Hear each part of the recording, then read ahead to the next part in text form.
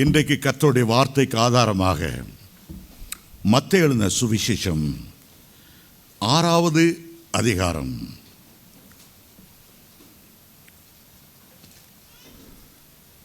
9வது வசனத்திலிருந்து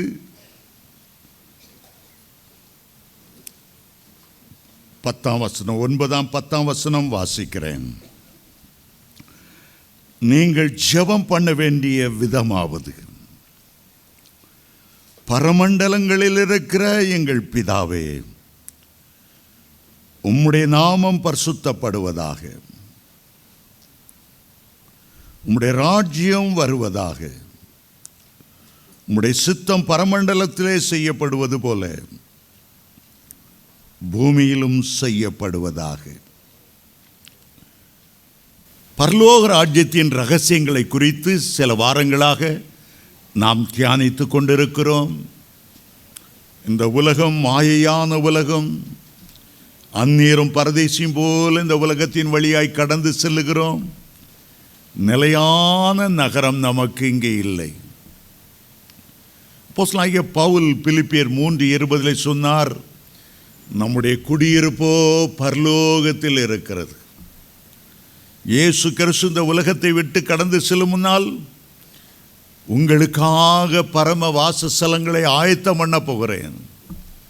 நான் இருக்கிற இடத்துல நீங்களும் இருக்கும்படி சீக்கிரமாய் உங்களை சேர்த்துக் கொள்வேன் என்று ஆண்டவர் சொல்லி சென்றார். ஆண்டவர் ஜெபிக்கிறதை கற்றுக் கொடுக்கும் போது அந்த ஜெபத்தை எங்கே இருந்து ஆரம்பிக்க வேண்டும்?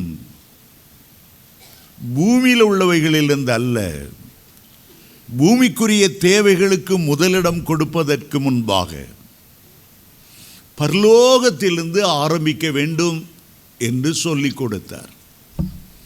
பரமண்டலங்களில் இருக்கிற எங்களுடைய பிதாவே. இயேசு மலை பிரசங்கத்தை செய்யும் போது சொன்னார், முதலாவது தேவனுடைய ராஜ்யத்தையும் அதன் நீதியும் தேடுங்கள். முதலாவது தேவனுடைய ராஜ்யம், பரலோக ராஜ்யம். அந்த ஹெவன்லி சீக்ரெட்ஸை அறிந்தவர்கள் கொஞ்ச கால உலக வாழ்க்கைக்குரியதை கேட்பதை பார்க்கிலும் பரலோகத்திலிருந்து எல்லாவற்றையும் அவர்கள் ஆரம்பிப்பார்கள். வேதத்தின் முதல் வசனம் சொல்லுகிறது, ஆதியிலே தேவன் வானத்தை, பூமி 2வது தான், பாதாளம் சிருஷ்டிக்கப்பட்டது 3வது. நீங்க எதை ஆரம்பிக்கனாலும் முதல்ல பரலோகத்தை நினைவு கூறுங்க, பரலோகத்தில் உள்ள தேவனை நினைவு கூறுங்க. ஆண்டவர் உங்களுக்குள்ளே முதலாவது ஸ்தாபிக்க விரும்புகிறவர் வானத்தை தான் உங்களுக்குள்ளே ஸ்தாபிக்க விரும்புகிறார். ஆகவே ஜெபிக்கும் போது ஆண்டவர் சொல்லிக் கொடுத்தார், எப்படி ஆரம்பிக்கணும்? பரமண்டலங்களில் இருக்கிற எங்களுடைய பிதாவே. பழைய ஏற்பாட்டில் ஒரு இடத்திலாவது ஹெவன்லி ஃபாதர், பரம பிதாவே ஒரு இடத்துலையும் சொல்லப்படல. புதிய ஏற்பாட்டில் தான் இயேசு கிறிஸ்து பரலோக தேவனை நமக்கு அன்புள்ளவராய் காண்பிக்க வந்தார். ஆகவே ஜெபிக்கும் போது கடவுளேன்னு கூப்பிடாம, எம்பெருமானேன்னு கூப்பிடாம, அருள்நாதனே என்று கூப்பிடாம, பிதாவே, பரமண்டலங்களில் இருக்கிற எங்களுடைய பிதாவே. பரமண்டலங்களிலே எங்களுக்கு ஒரு பிதா இருக்கிறார். பூமியில் நாங்கள் வாழ்ந்தாலும் எங்களுக்கு ஒரு பிதா அங்கே உண்டு. நாங்கள் அநாதைகள் அல்ல, திக்கற்றவர்கள் அல்ல, வானத்தின் கீழாய் திறந்து விடப்பட்டவர்கள் அல்ல. பரலோகத்தில் உள்ள எங்கள் பிதாவே என்று ஆரம்பிக்கிறோம். நம்முடைய பிதாவானவர், நம்மை சிருஷ்டித்தவர், நம்மை வழி நடத்துகிறவர் பரலோகத்தில் இருக்கிறார். அதை முதல்ல உணர்ந்து கொள்ளுங்க. 2வது ஜெபிக்கும்போது உம்முடைய ராஜ்யம் வருவதாக எனக்குள்ளே உம்முடைய ராஜ்யம் முதல்ல ஸ்தாபிக்கப்படணும். எனக்குள்ளே பரலோகத்தை ஸ்தாபிக்க ஆவியானவர் எனக்குள்ளே வந்து அந்த பரலோகத்தை எனக்குள்ளே ஸ்தாபிக்க வேண்டும். இரண்டாவதாக உம்முடைய ராஜ்யம் வருவதாக என்று சொல்லும்போது 1000 வருஷத்திலே ஆண்டவருடைய ராஜ்யம் பூமியிலே அமைக்கப்படுவதை நாம் எதிர்பார்க்க வேண்டும். அந்த ராஜ்யத்துக்கு பெயர் அன்பின் குமாரனுடைய ராஜ்யம். முதலாவது நமக்குள்ளே பரிசுத்த ஆவியினாலே தேவனுடைய ராஜ்யம் ஸ்தாபிக்கப்படுகிறது. இரண்டாவது அன்பின் குமாரனுடைய ராஜ்யம் இந்த பூமியில் 1000 வருஷம் நடக்க போகிறது. மூன்றாவது நாம் எல்லாரும் இந்த உலகத்தை விட்டுவிட்டு ஒரே தரம் மரிப்பது ஒரு மனுஷனுக்கு நியமிக்கப்பட்டிருக்கிறது. அதுக்கு பிறகு நாம் பரலோக ராஜ்யத்துக்குள் பிரவேசிக்கிறோம். பூமியில் வாழும்போது இந்த சின்ன உள்ளத்திலே ஆண்டவருக்கு இடம் கொடுக்கும்போது ஒரு நாள் அவருடைய பெரிய ராஜ்யத்திலே, அந்த மகிமையின் தேசத்திலே, மகிமையான தேவ தூதர்கள் நிரம்பின தேசத்திலே, ஒளிமயமான தேசத்திலே, இரவும் பகலும் ஆராதிக்கிற தேசத்திலே, கவலையும் கண்ணீரும் துயரமும் துன்பமும் இல்லாத மகா மகிழ்ச்சியான தேசத்திலே நாம் அவரோடு கூட என்றென்றைக்கும் வாழுவோம். தாவீதை பார்த்து, பா, நான் உனக்கு என்ன செய்யணும்னு விரும்புகிறா? ஒவ்வொருத்தரும் ஒவ்வொரு விதம் கேட்கலாம். சாலமோன் ஞானத்தை கேட்கலாம். தாவீது கேட்டார், பூமியில் உள்ள நாளெல்லாம், என் ஜீவன் உள்ள நாளெல்லாம் நன்மையும் கிருபையும் என்னை தொடரணும். நான் கர்த்தருடைய வீட்டிலே நீடித்த நாட்களாய் நிலைத்திருக்கணும். இதைவிட பெரிய ஒரு காரியத்தை எந்த மனுஷனாலும் ஆண்டவரிடத்தில் கேட்கவே முடியாது. ஒருவன் கேட்டானாம், பூமியிலே அந்த ஐஸ்வர்யவானை போல இருக்கணும், பரலோகத்திலே லாசருவை போல இருக்கணும். அல்ல, கர்த்தர் என்னுடைய மேய்ப்பராய் இருக்கிறபடியால் இந்த பூமியில் நான் வாழும்போதெல்லாம் நன்மையும் கிருபையும் என்னை தொடரணும். பரமண்டலங்களில் இருக்க என்னுடைய பிதா, அவருடைய வீட்டிலே நான் நீடித்த நாட்களாய் நிலைத்திருக்கணும். பழைய ஏற்பாட்டிலே பொதுவாக இஸ்ரவேலர் எல்லாரும் ஆண்டவரை பிதான்னு அழைக்க மாட்டாங்க, வாய் திறந்து அழைக்க மாட்டாங்க.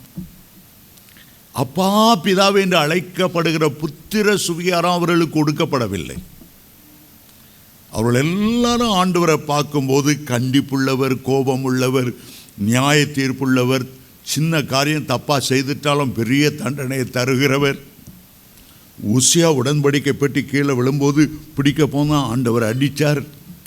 உசியா ராஜா பலிபிடத்துக்கு போனார். திடீரென்று ஆண்டவர் அடித்தனால் அவருக்கு குஷ்டரோகம் பிடித்தது.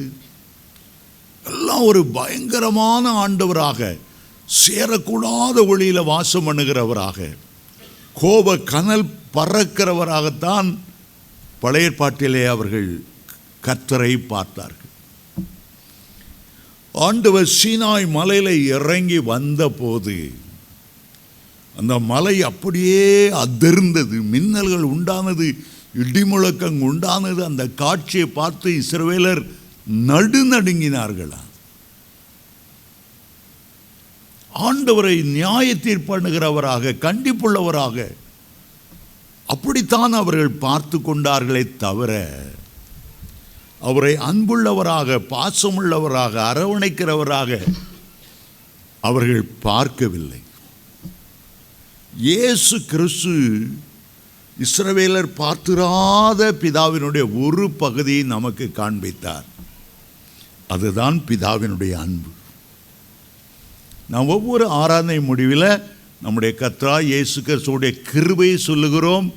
அடுத்ததாக பிதாவினுடைய அன்பும் பரிசுத்த ஆவியானவருடைய ஐக்கியத்தையும் நாம் பற்றி சொல்லுகிறோம். பரலோகத்தில் இருக்கிற பிதா ஆவியாய் இருக்கிறார். அவரை ஜோதிகளின் பிதா என்று அழைக்கிறோம். பூமியில் இருக்கிற நாம் மாம்சத்தில் இருக்கிறோம். இந்த மாம்சத்தில் இருக்கிறனாலே ஆவியாய் இருக்கிறவரை அதிகமாய் தெரிந்து கொள்ள முடிவதில்லை. கடல்ல ஒரு மீன் இருக்குது, தரை எப்படி இருக்கும், காடு எப்படி இருக்கும், அதை பார்த்து வாழணும்னு நினைச்சா மீனால முடியாது. அது தண்ணிக்குள்ள மாத்திரம்தான் இருக்க முடியும். தண்ணியை விட்டு வெளியே வந்தது செத்தே போகும். ஆனால் ஒரு தவளை இருக்குன்னு வைத்துக்கோ. தவளை தண்ணிக்குள்ளேயும் இருக்கும், நிலத்திலையும் இருக்கும். ரட்சிக்கப்பட்ட தேவனுடைய பிள்ளைகள் பரிசுத்தாவியால் அபிஷேகம் பண்ணப்பட்டபடியால், ஆவியாய் இருக்கிற வேதத்தை அறிந்தபடியால், ஆவிக்குரிய பரலோகம் எப்படி இருக்குங்கிற நமக்கு தெரிகிறது. ஆனால் உயிர் வாழ்கிற நாளெல்லாம் பரலோகத்தில் போய் தங்கி இருக்க நம்மால முடியாது. மீன் தண்ணிக்குள்ளே மட்டும்தான் இருக்கும், தவளை தண்ணிக்குள்ளேயும் இருக்கும், நிலத்துக்குள்ளேயும் இருக்கும். ஆனால் ஒரு கொக்கு தண்ணிக்குள்ளேயும் இருக்கும், நிலத்துலேயும் இருக்கும், வானத்துலேயும் பறந்து போயிட்டே இருக்கும். நமக்கு வானத்தில் பறக்க முடியல, தண்ணிக்குள்ளே போய் வாழ முடியல, நம்ம தரையில் தான் வாழ்ந்துட்டுருக்கோம். தரையில் தான் வாழ்ந்துட்டுருக்கோம். சின்ன பிள்ளையில் ஒரு கதை படிச்சிருப்பீங்க. ஒரு குளத்தில் ஒரு ஆமையும் அன்னப்பறவையும் ரொம்ப ஃப்ரெண்டாக இருந்துச்சான். குளமத்தை ஆரம்பிச்சிச்சு. அன்னப்பறவையெல்லாம் பக்கத்து குளத்துக்கு போகலான்னு பிளான் பண்ணிகிட்டு இருந்தது. இந்த ஆமை அழுதுச்சு, நான் எங்கே போவேன், உங்களை மாதிரி எனக்கு பறக்க தெரியல, இன்னொரு குளத்தை நோக்கி போக முடியாது. அந்த அன்னப்பறவை சொல்லிச்சான், கவலைப்படாத, என் ஃப்ரெண்டு இன்னொரு அன்னப்பறவை இருக்குது, 2 பேரும் ஒரு அழகான குச்சை எங்கள் வாயில் பிடிச்சிட்டு நாங்கள் பறக்கிறோம், நீ நடுவில் கவிட்டு எங்கள் கூடயே வந்துரு. சரின்னு சொல்லிட்டு 2 அன்னப்பறவை ரொம்ப ஸ்ட்ராங்கான ஒரு நீள குச்சி கொண்டது. ஆமை அதை நல்லா உறுதியாக பிடிச்சிச்சு. 2ம் தூக்கிட்டு பறந்தது. கிராம மக்களுக்கு திடீர்னு மேலே பார்த்தா ஆமை மேலே பறக்குது. இது என்ன அதிசயமான காட்சி, ஓன்னு பார்த்து சந்தோஷப்பட்டு ஆமைக்கு கோபம் வந்தது பாருங்க. அந்த கோபத்தில் இது ஜனங்களை திட்டணும்னு நினச்சிது, வாயை கொம்புலேருந்து விட்டுருச்சு. இன்றைக்கி அநேகர் என்ன நினைக்கிறாங்க, எங்கள் அம்மா பரலோகத்து போயிடுவாங்க, முந்தானையை பிடிச்சி நானும் பறந்து போயிடுவேன். மற்றவங்க பரிசுத்தத்தை பயன்படுத்தி நீங்கள் பரலோகத்துக்கு போக முடியாது. அவரை எப்படி பரிசுத்தமாக வாழ்கிறாங்களோ அதுக்கு தகுந்தபடி தான் பரலோகத்துக்கு போக முடியுமே தவிர, பெஞ்சாதியுடைய பரிசுத்தத்தை வச்சு புருஷன் மேலே போயிடலான்னு பார்த்தா முடியாது. புருஷனுடைய பக்தியை பார்த்து மனைவியும் போயிடலாம், பிள்ளைகளும் போயிடலான்னு பார்த்தா முடியாமல் போயிடும்.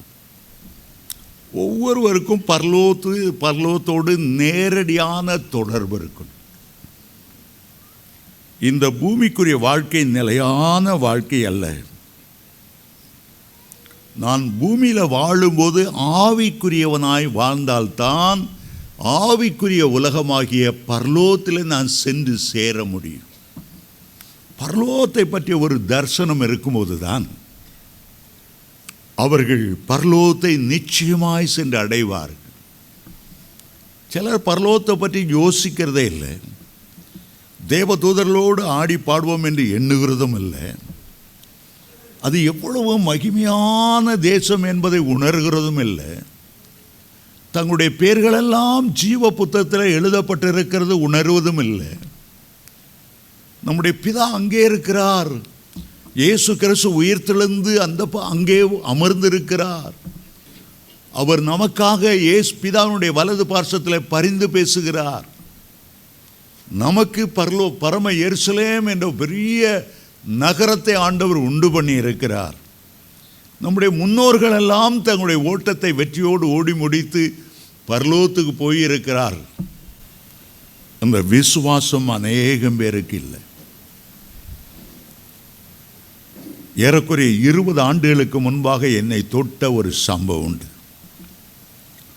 எனக்கு ஒரு அருமையான ஒரு சிநேகிதன் கர்நாடகாவில் ஹட்டி என்ற பகுதியில் இருந்தார்.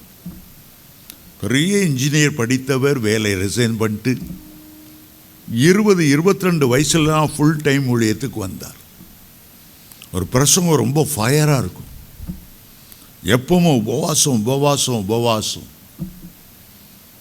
ஒரு முறை அவரிடத்தில் எனக்கு நீண்ட நாள் உபவாசம் இருக்கணும்னு சொன்ன உடனே எங்கள் இடத்துக்கு வந்துருங்க என்று கூப்பிட்டார். நான் போனேன். நல்ல அறையை கொடுத்தார். எனக்காக தொடர்ந்து ஜெபம் பண்ண வேண்டும் என்று இந்த சபையில் ஒரு 40 விசுவாசிகளை டேன் டியூட்டி போட்டு சாம் ஜெபத்தில் இங்கே ஜெபம் பண்ணும்போது நீங்கள் எல்லாம் அந்நிய பாஷையில் ஜெபம் பண்ணிகிட்டே இருக்கணும். நான் அவங்கள பார்க்க முடியாது, அவங்களையும் நான் பார்க்க முடியாது. ஆனால் அவங்க ஜெப சத்தம் என் காதில் கேட்டுக்கிட்டே இருக்கும். இதனால் அது ஒரு நீண்ட உபவாசத்தை என்னால் எளிதாய் மேற்கொள்ள முடிந்தது. கொஞ்ச நாளானது நான் கேள்விப்பட்டேன் 2 கிட்னியும் ஃபெயில் ஆகி சென்னைக்கு வந்து விட்டார் ட்ரீட்மெண்ட்டுக்காக. அவருடைய இளம் மனைவி, ஒரு குழந்தை நம்ம ட்ரிப்ளிகேனில் உள்ள ஒரு ஆஸ்பத்திரியில் அட்மிட் ஆனார்கள். ஒவ்வொரு இரவும் நான் அவரை பார்க்க போவேன்.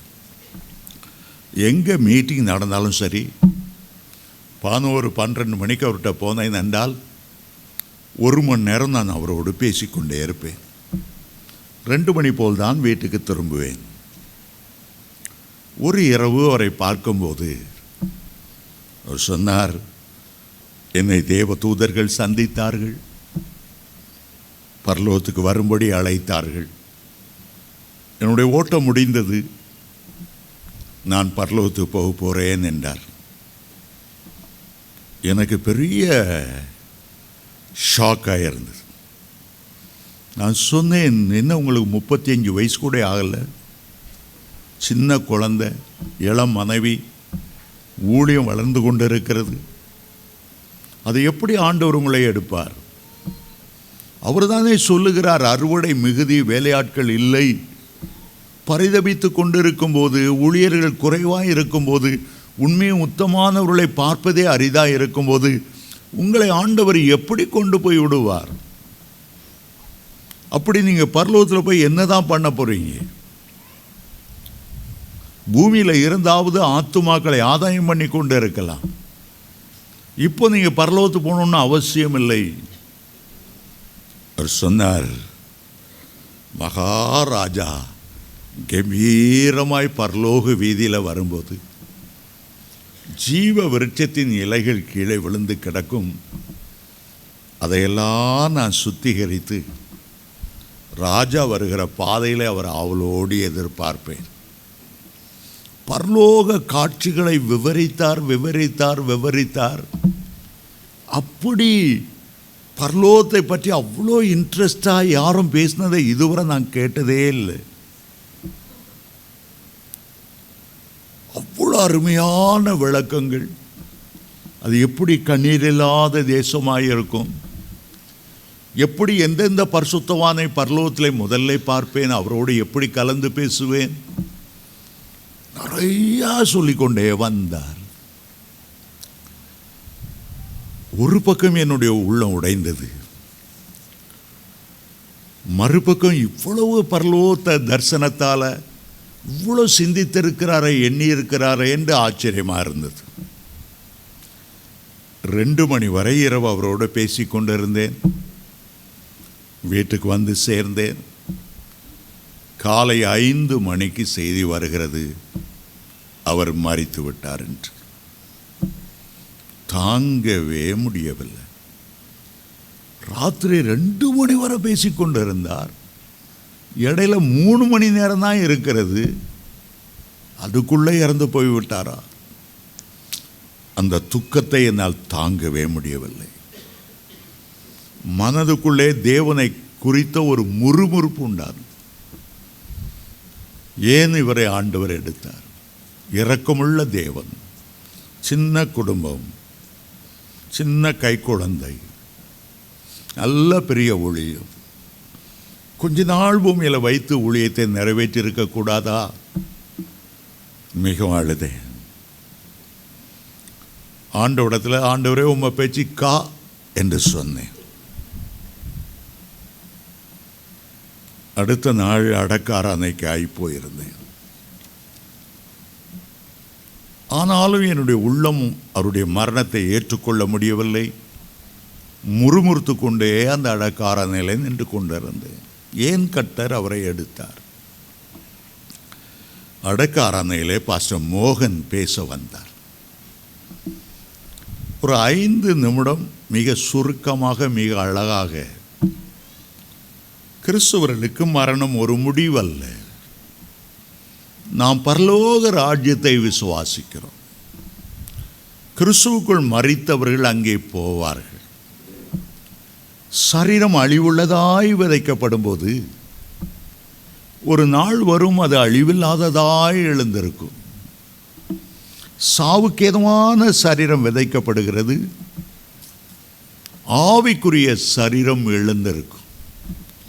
பரலோகத்துக்கு போக வேண்டும் என்றால் ஒரு ஆவிக்குரிய சரீரம் எழுந்திருக்க வேண்டும். அற்பமான சரீரம் விதைக்கப்படும் போது மகிமையான சரீரம் எழுந்திருக்கும். மற்ற எந்த மார்க்கத்துக்கும் இல்லாதபடி கிறிஸ்தவ மார்க்கத்தில் மகா பெரிய நம்பிக்கை ஒன்று உண்டென்றால் அது உயிர்த்தெழுதலின் நம்பிக்கை தான். இயேசு மரித்தோரிலிருந்து எழுந்து முதற் பலனானது போல கிறிஸ்துவுக்குள் மரிக்கிறவர்கள் பாக்கியவான்கள்.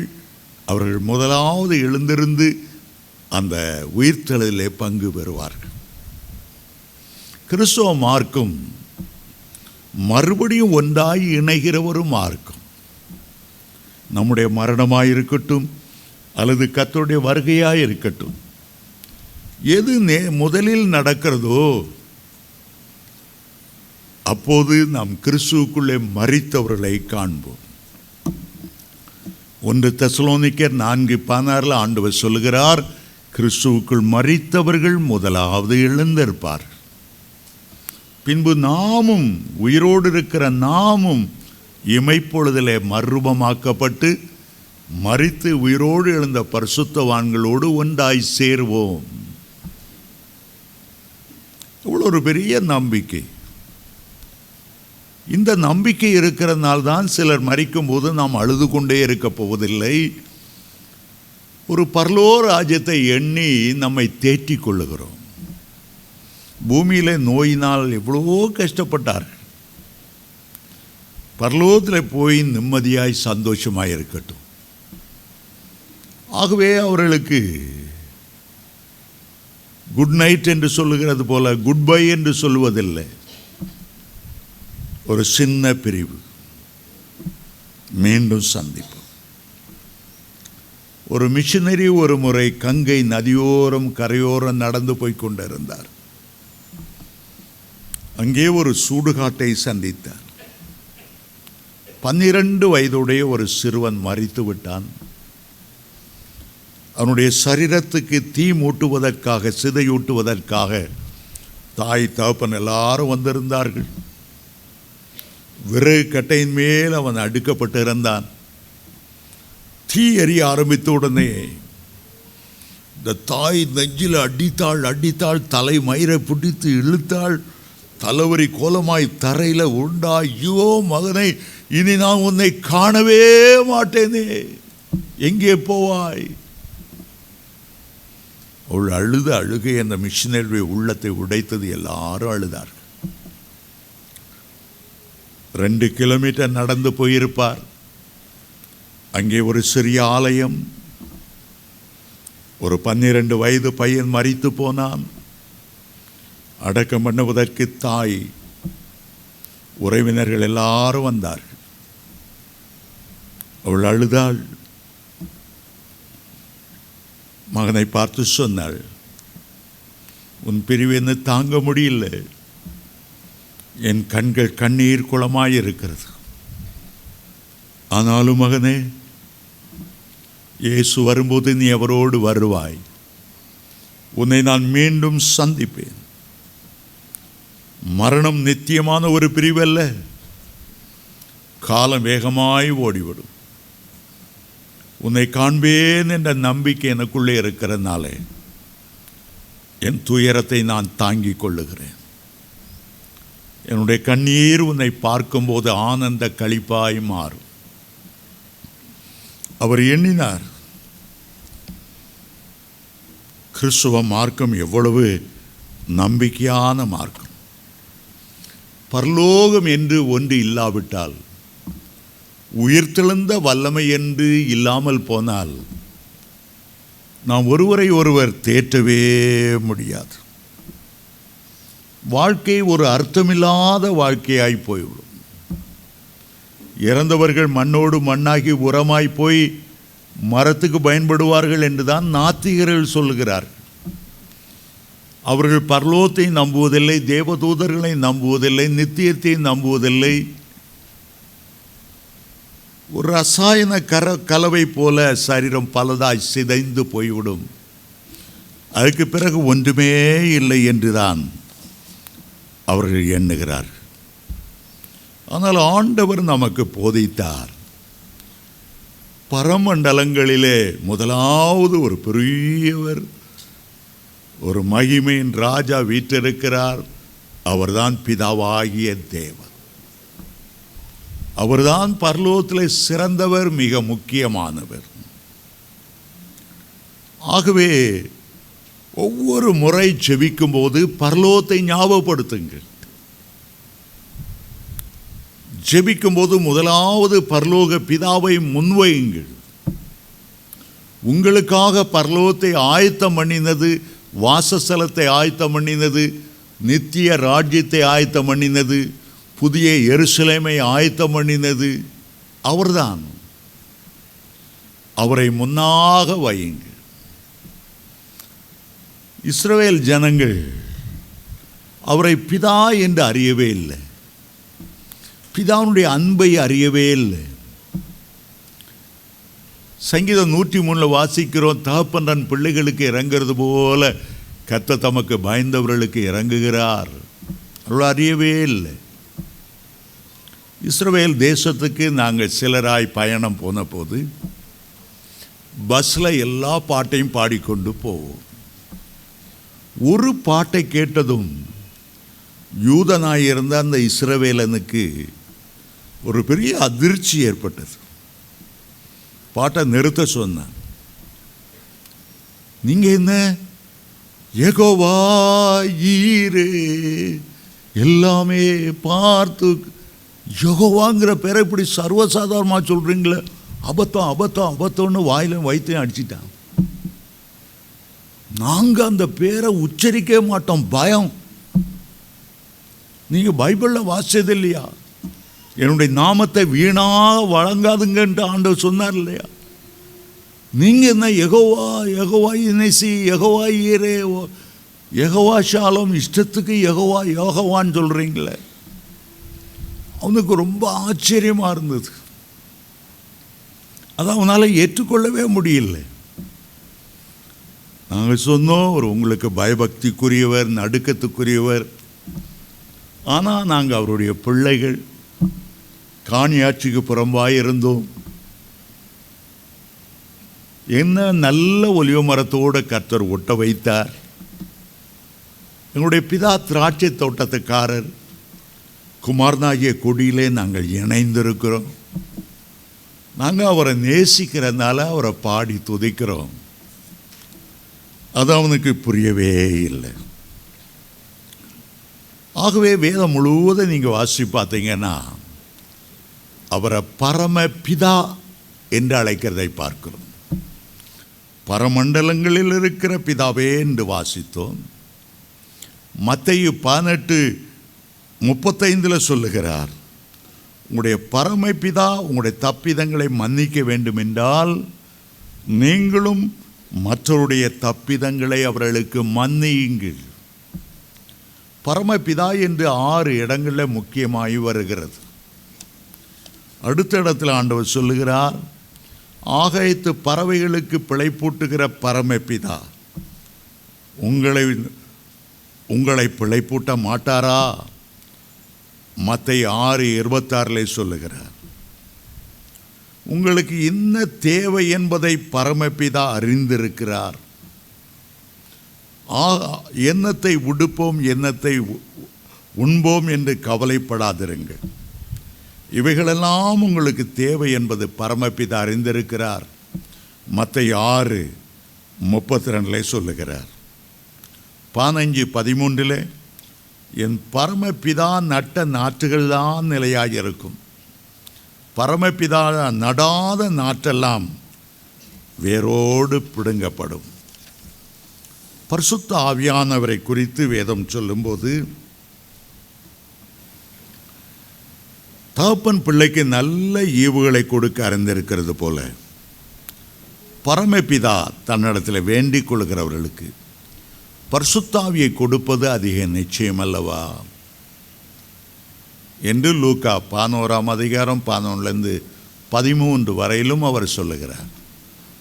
பரலோகத்தில் நமக்கு ஒரு பிதா உண்டு. பரலோகத்தில் ஒரு பிதா உண்டு. இரண்டாவதாக, பரலோகத்தை குறித்து முதல் முறை இயேசு பிறப்பை குறித்து சொல்லும்போது சுவிசேஷத்தில் ஒரு பங்கை வகிக்கிற பரமசேனையின் திரளை குறித்து லூக்கா 2:13-14 வாசிக்கிறோம்.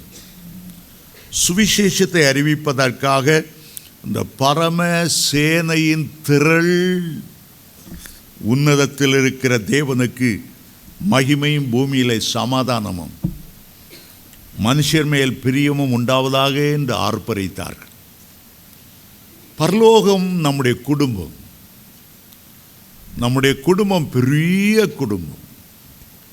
இந்தியாவில் ஒருவேளை 3%, 5%, 7% மைனாரிட்டியாக இருக்கலாம். ஆனால் பரலோகத்தில் சேனை சேனையாய் பரம சேனை திரள் தேவதூதர்கள், நிறைய விடிய காலத்து நட்சத்திரங்கள், சேனை சேனையான தேவதூதர்கள், கேராபீன்கள், சேராபீன்கள், சேனையான அக்கினி ரதங்கள், குதிரைகள், பரலோக சேனையெல்லாம் இரவும் பகலும் கர்த்தரை பாடி ஆடி துதித்து மகிமைப்படுத்துகிறார்கள். நம்ம பரலோகத்துக்கு போகும்போது தேவதூதருடைய விருப்பமெல்லாம் நம்மோடு இணைந்து கர்த்தரை துதிக்க வேண்டும் என்றுதான் அவர்கள் ஆவல் கொண்டிருப்பார்கள். ஆகவே இந்த பூமியில் வாழும்போது ஒரு கையினால் தேவதூதனுடைய கையை பிடித்து ஒரு கையால் சங்கீதக்காரன் தாவீதை பிடித்து நடனமாடி துதிக்க வேண்டும் என்று நாம் விரும்ப வேண்டும். கொஞ்ச நேரமாவது வாழ்க்கையில் நீங்கள் பரலோகத்தில் இருக்கிறத போல எண்ணி தேவதூதர்களோடு, பழைய ஏற்பாட்டு புதிய ஏற்பாட்டு பரிசுத்தவான்களோடு கரங்கோர்த்து முழு பலத்தோடு ஆடி துதிப்பது எவ்வளோ சந்தோஷமாக இருக்கும். ரிச்சர்ட் உம்ப்ராண்ட் என்ற ஒரு தேவனுடைய மனிதன் இருந்தார். ஆண்டவர் மேலே உள்ள அன்பினாலே 14 வருஷம் கொடிய சிறை தண்டனை அனுபவித்தார். விதவிதமான உபத்திரவங்கள். மெட்ராஸ்க்கு அவர் வந்தபோது தான் ஷர்ட்டை கழட்டி காட்டினார். அப்படியே சரீரத்தில் உள்ள கரியை அறுத்து அறுத்து அறுத்து இந்த பக்கம்லாம் தொலை விழுந்திருக்கிறது கை போய்விட்டு வரக்கூடிய அளவு தாங்க முடியாத சவுக்கடிகள். ஒரு முறை ஒரு குறிப்பிட்ட ஜெயில் அதிகாரி இவர் இயேசுவின் மேலுள்ள அன்பினால் நிரம்பி இருக்கிறான்னு கேட்ட உடனே ஒரு புது வகையான தண்டனை கொடுத்தார். சரியான பசி பட்டினி, வெளியே கொண்டு வந்து சவுக்கை எடுத்து 60 அடி உடம்பெல்லாம் கிழிச்சு புண்ணாக்கி நார் நாராக தும்பாக கிழிச்சிட்ட பிறகு ஒரு வெளியே வர சொல்லி வாயை ஆண் பழந்துக்கிட்டே இருக்கணும், மூடக்கூடாது. சிறைச்சாலை கைதிகள் ஒரு 250 பேர் வரிசையாக வந்து, சிறையில் பல்விளக்கெல்லாம் வாய்ப்பு கிடையாதுக்கு, தண்ணியும் கிடையாது, வாய் நாறி போய் இருக்கிறார். இவருடைய வாய்க்குள்ள காரி எச்சிலோட துப்பணும். ஒவ்வொரு கைதியும் நாத்தம் பிடிச்ச சளி அவர் வாய்க்குள்ளே துப்புறான். அந்த ஜெயிலில் ஒழுங்குன்னு சொன்ன உடனே அவ்வளோத்தையும் இவர் ஒழுங்கணும். பிறகு அடுத்தவன்லேருந்து அடுத்தவன் 250 பேர். இவர் வயிறே நிறைஞ்சு போச்சு. அதுக்கு பிறகு அவன் அடுத்த சொன்னான், இவரை நிர்வாணமாக்கி அந்த 250 பேரும் வந்து இவருடைய தலையில் சிறுநீர் கழிக்கணும். உடம்பெல்லாம் காயம். சிறுநீர் கழிக்கும்போது அதில் உள்ள உப்புனால் அந்த காயமெல்லாம் தாங்க முடியாத எரிச்சல். யூரின் தலையில் அவ்வளோ பேரும் சேர்ந்து பண்ணும்போது இவருக்கு ஒரு பைபிள் வசனம் ஞாபகம் வந்ததான். அது ஆரோனுடைய சிரசில் ஊற்றப்பட்டு அவனுடைய தாடி அங்கில் வழியாய் வழிகிற ஒரு நல்ல தைலம். அந்த ஈரத்தோடு அவருடைய ஜெயிலுக்கு வந்தார். மனத்தில் தாங்க முடியாத வேதனை. எவ்வளோ அடி வேணாலும் சைத்திடலாம், ஆனால் நிந்தை, அவமானம், கேலி, பரியாசம் இதை தாங்க முடியலையே ஆண்டவரே சொன்னார். அப்போது திடீர்னு ஆண்டவர் இறங்கி வந்தார். அவரை தூக்கி தன்னுடைய மடியில் வைத்தார். மகனே, நான் உன்னிடம் ஒரு கேள்வியை கேட்கப் போகிறேன். உன்னை இவ்வளவு அடித்து இம்சித்த அந்த ஜெயில் அதிகாரி பரலோகத்துக்கு வருவான் என்றால், நீ பரலோகத்தில் அவனை பார்த்து என்ன பேசிக்கொள்வாய்? ஒரு யோசித்தார். அவருக்கு தாங்க முடியலை. பூமியில் அவனுக்கு அதிகாரம், பரலோகத்தில் எனக்கல்லவா அதிகாரம். மிகாபேல் தேவதனை கூப்பிட்டுவேன். தும்பா நாறு அவனை கிளியும்படி அடின்னு சொல்லுவேன். இவர் எண்ணிக்கொண்டிருக்கும் போதே பரலோகம் அந்த அறைக்குள்ளே இறங்க ஆரம்பித்தது. தேவதூதர்கள் பாடுகிற சத்தம் கேட்டது. பழைய ஏற்பாட்டு புதிய ஏற்பாட்டு பரிசுத்தவான்கள் எல்லாம் அங்கே தோன்றினார்கள். அவருடைய உள்ளத்திலே ஒரு எண்ணம் வந்தது, மகனே, உனக்காக நான் ரத்தம் சிந்தினது போல இந்த ஜெயில் வார்டனுக்காக நான் ரத்தம் சிந்தி இருக்கிறேன். என் கிருபை அவனையும் பரலோக கரையில் கொண்டு சேர்க்கும். அவ்வளவுதான். எல்லாவற்றையும் மறந்தார். பரலோக சந்தோஷத்தால் நிரப்பப்பட்டார். பரலோகத்தில் இருப்பது போல எண்ணிட்டார். பூமிக்குரிய சிறைச்சாலை அனுபவங்கள் முடிந்தது, பாடுகள் முடிந்தது. கண்ணீரில்லாத தேசத்தில் நடனம் ஆடி முழு பலத்தோடு அந்த சிறை அதைக்குள்ளே ஓடி அந்நிய பாஷைகளை பேசி களி கூற ஆரம்பித்தார். தற்செயலாய் பார்த்தால், கண்ணை திறந்தால் அந்த ஜெயில் அதிகாரி முன்னால் நின்று கொண்டு இருக்கிறான். அவனுக்கு இவருடைய முகத்தில் இருந்த சந்தோஷத்தை பார்த்ததும் ஒரு பெரிய அதிர்ச்சி.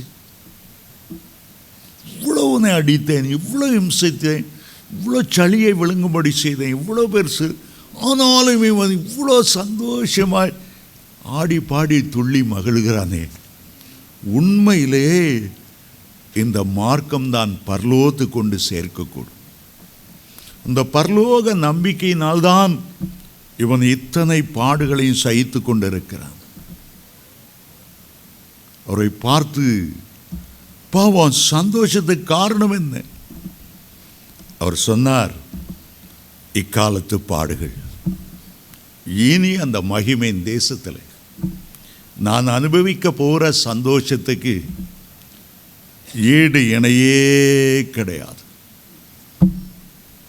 அன்றைக்கு அவருடைய முகத்தில் இருந்த சந்தோஷம் அந்த வார்டனை, ஜெயில் அதிகாரியை ரட்சிக்கப்பட வைத்தது. பரலோக சந்தோஷம் வரும்போது பூமிக்குரிய பாடுகள் அப்போஸ்தலனாகிய பவுல் எழுதுகிறார், கொஞ்ச கால பாடுகள் உபத்திரவங்கள் நம்மிலே நித்திய கன மகிமையை உண்டாக்கும். பூமியில் வாழ்கிற காலங்கள் கொஞ்ச காலங்கள் நித்திய கன மகிமையை உண்டாக்கும். பூமியிலே வாழும்போது பரிசுத்தவான்களுடைய கை கோர்த்து பாடுகிறோம், ஆடுகிறோம். நம்முடைய சபையிலே ஆராதனைக்கு முக்கியத்துவம் கொடுக்கிறோம். ஆவியாயிருக்கிற கர்த்தர் உலாவி வர வேண்டுமென்றால், தேவ பிரசன்னத்தை கொண்டு வர வேண்டுமென்றால் ஆவியோடு உண்மையோடு ஆராதிக்க வேண்டும். இங்கே நல்ல வொர்ஷிப் லீடர் பாடுகிறார், நாம் எல்லாரும் பாடுகிறோம். பரலோகத்திலே தேவ தூதருடைய கைகோர்த்து நான் நடனமாடுவோம். சங்கீத புத்தகம் முழுவதும் பூமியிலே கர்த்தருக்குரிய ஆராதனை சொல்லுகிறது. வெளிப்படுத்தின விசேஷம் முழுவதும் பரலோகத்தின் ஆராதனையை சொல்லுகிறது. பரமசேனையின் திரள் இயேசுடைய பிறந்த சந்தோஷத்தில் இணைந்து அறிவித்த தேவதூதனோடு சேர்ந்து பாடினார்களாம், உன்னதத்தில் இருக்கிற தேவனுக்கு மகிமையும், பூமியில் மேல் சமாதானமும், மனுஷர் மேல் தயவும் உண்டாவதாக.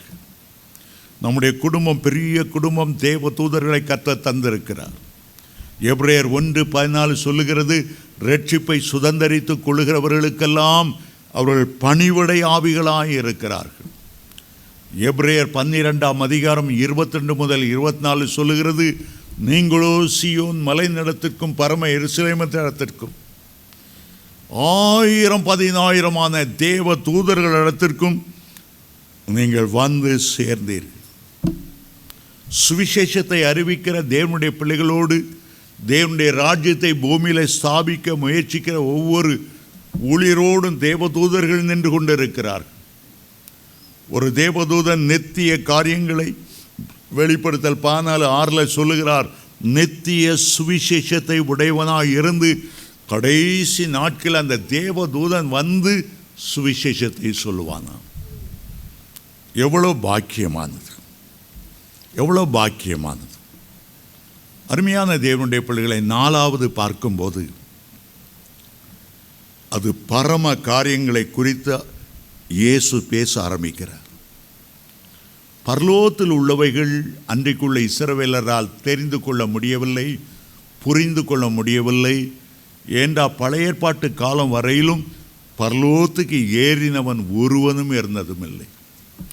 ஒவ்வொருவர் மரிக்கும்போது பாதாளத்தில் தான் சிறை வைக்கப்பட்டார்கள். இயேசு கிறிஸ்துடைய உயிர்த்தெழுதலுக்கு முன்னால் பாதாளம் 2ஆய் பிரிந்திருந்தது.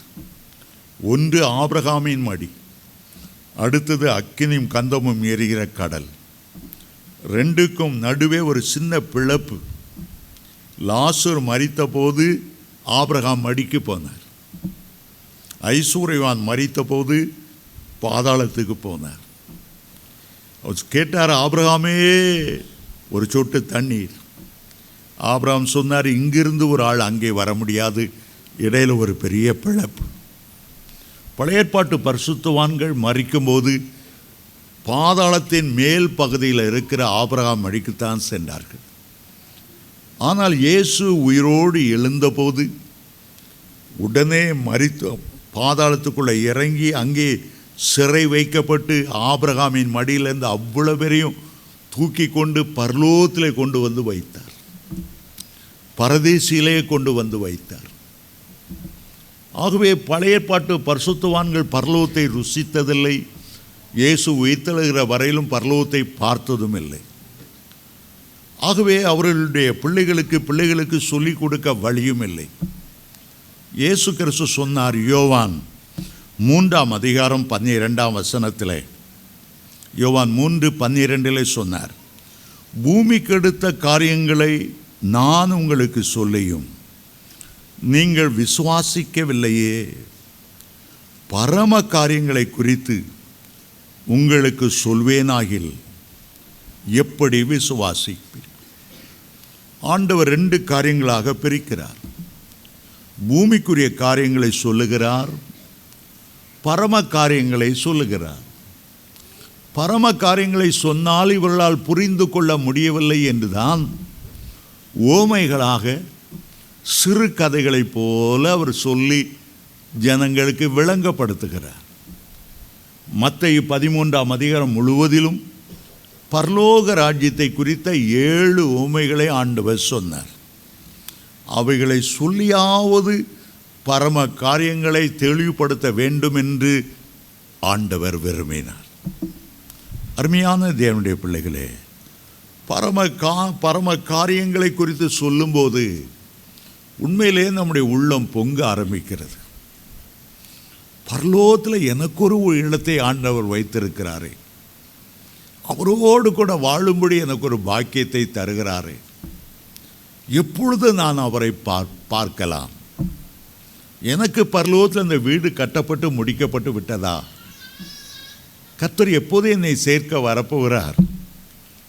அந்த பரலோக காரியத்தை நினைக்க நினைக்க நினைக்க பூமியின் காரியங்கள் ஒன்றும் மேன்மையாய் தெரிவதில்லை. அடுத்ததாக வேதத்திலே பரம தரிசனம் என்று வாசிக்கிறோம். அகிரிப்பா ராஜாவுக்கு முன்பாக அப்போஸ்தலனாகிய பவுல் இவ்விதமாய் சொல்லுகிறார், அகிரிப்பா ராஜாவே, அந்த பரம தரிசனத்துக்கு நான் கீழ்ப்படியாதவனாய் இருக்க விரும்பவில்லை. பரம தரிசனம் என்று சொல்லுகிறார். அப்போஸ்தலர் 9ஆம் அதிகாரத்தில் தான் ஆண்டவர் பவுலை சந்தித்தார். சந்திப்பதற்கு முன்பாக கொடூரம் நிறைந்த சவுலாய் இருந்தார். கிறிஸ்தவர்களை அழித்து நாசமாக்க வேண்டுமென்று பிரதான ஆசாரிடத்தில் நிருபங்களை வாங்கி கொண்டு தமஸ்கு பட்டண வீதியிலே நடந்து கொண்டு வரும்போது திடீரென்று ஒரு பரம தரிசனம் அவருக்கு உண்டானது. ஒரு பரலோகத்தின் வெளிச்சம் சடுதியாய் அவர் மேல் இறங்கினது. தொப்பென்று கீழே விழுந்தார். அவரை சந்தித்த ஒளி அவ்வளவு அதிகமாக இருந்தது. அதனாலே அவருடைய 2 கண்களும் குருடாய் போய்விட்டது. 3 நாட்கள் ஒன்றும் புசியாம.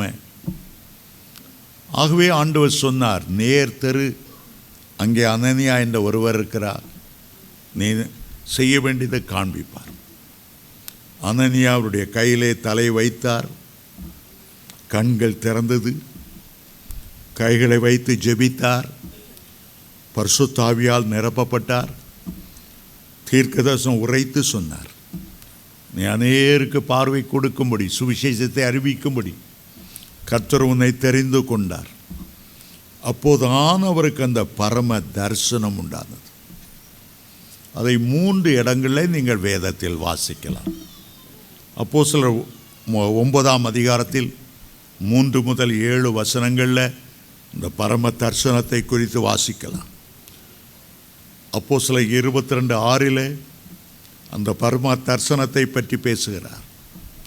3வது அகிரிப்பா ராஜாவுக்கு முன்பாக அப்போஸ்தலர் 26:13-19 வரையிலும் அந்த பரலோக தரிசனத்தை அவர் பார்த்த பிறகு உலகத்தில் உள்ள எல்லாவற்றையும் அற்பமும் குப்பையுமாக எண்ண ஆரம்பித்தார்.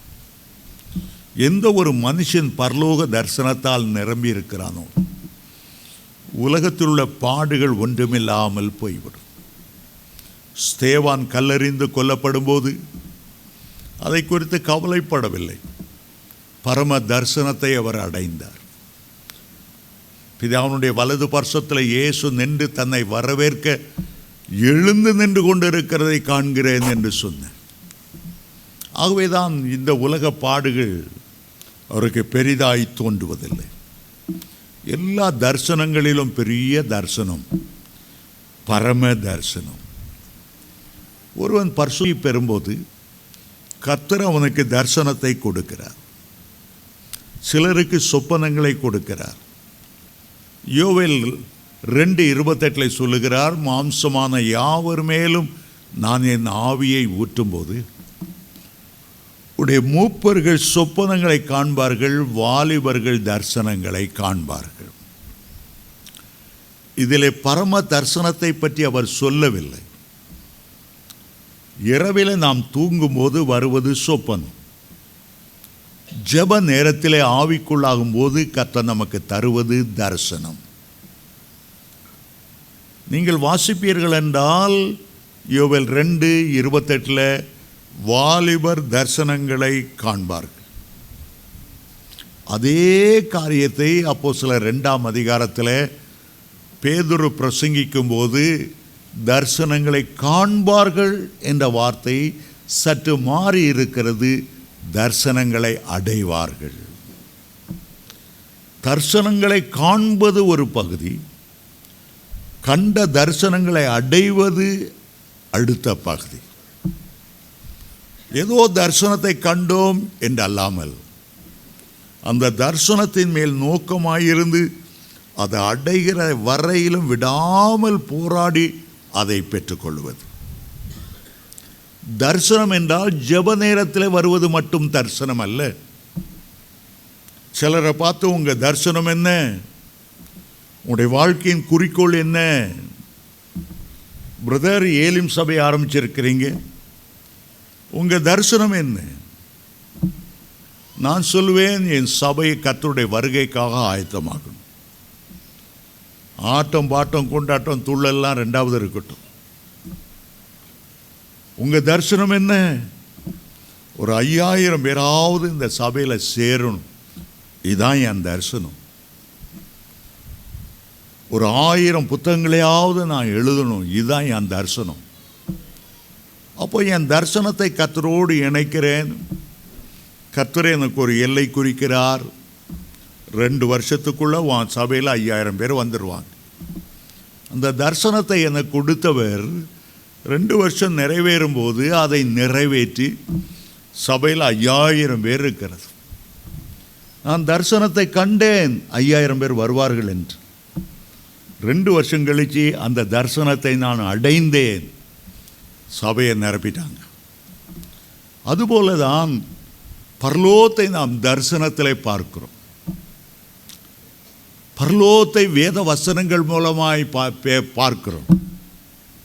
பரலோக ரகசியங்கள் மூலமாய் பரலோகத்தில் என்னென்ன இருக்கிறது, புதிய வானம், புதிய பூமி, புதிய எருசலேம், சீயோன் மலை, பரதேசி, எல்லாத்தையும் நம்ம பார்க்கிறோம், கேள்விப்படுகிறோம். ஒரு நாள் நாம் அதை அடைவோம். அப்போஸ்தலனாகிய பவுல் மரிப்பதற்கு முன்பாக தான் கண்ட தரிசனத்தை அடைய போகிறதை சொன்னார்.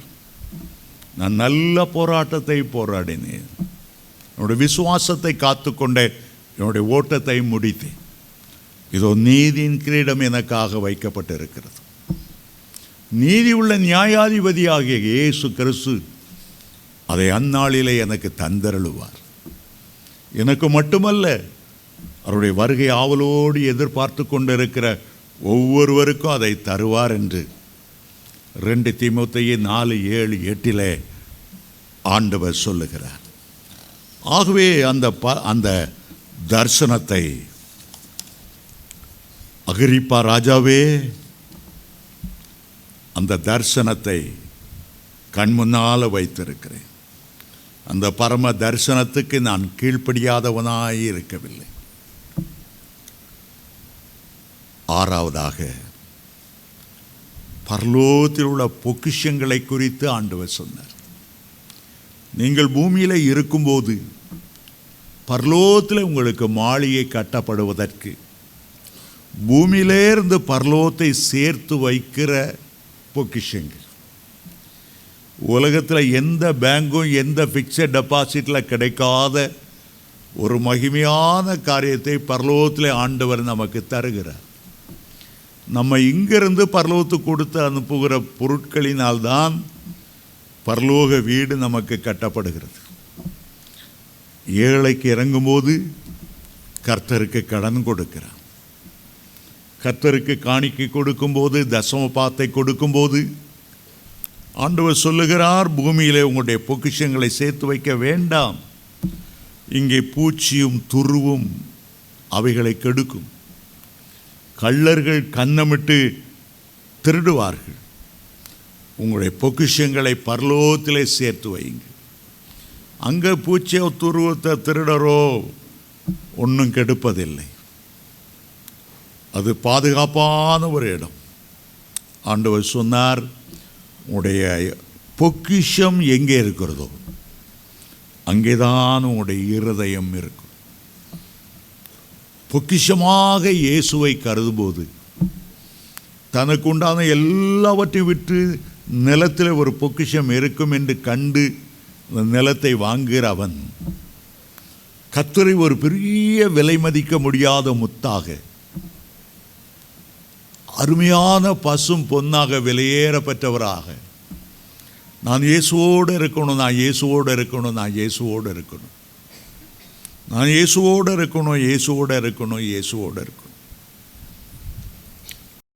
தேவனுடைய பிள்ளைகளே, ஒன்று பரலோகத்துக்கு போகணும், இல்லைன்னா நரகத்துக்கு தான் போகணும். ஒன்று இயேசுகிட்ட இருக்கணும், இல்லை சாத்தான்ட்டையும் சாஸ்திரியும் தான் இருக்கணும். ரெண்டுக்கு இடையில் வேற ஒரு வழியில் வேற ஒரு இடம் இல்லை. தேவனுடைய பிள்ளைகளுடைய உள்ளம் பரலோகத்தால் நிரம்பி இருக்கும். முதலாவது தேவனுடைய ராஜ்யம், மற்றதெல்லாம் தானாக கூட கொடுக்கப்படும். பரலோகத்தை நேசி, உலகத்தில் உள்ள நன்மைகள்லாம் ஒரு கொசுறு போல ஆண்டவர் உங்களுக்கு கொடுப்பார். ஆகவே கர்த்தருடைய ராஜ்யத்தில் உங்களுடைய கண்கள், உங்களுடைய நோக்கங்கள் பதிந்திருக்கட்டும். கர்த்தர் உங்களை ஆசீர்வதிப்பாரா.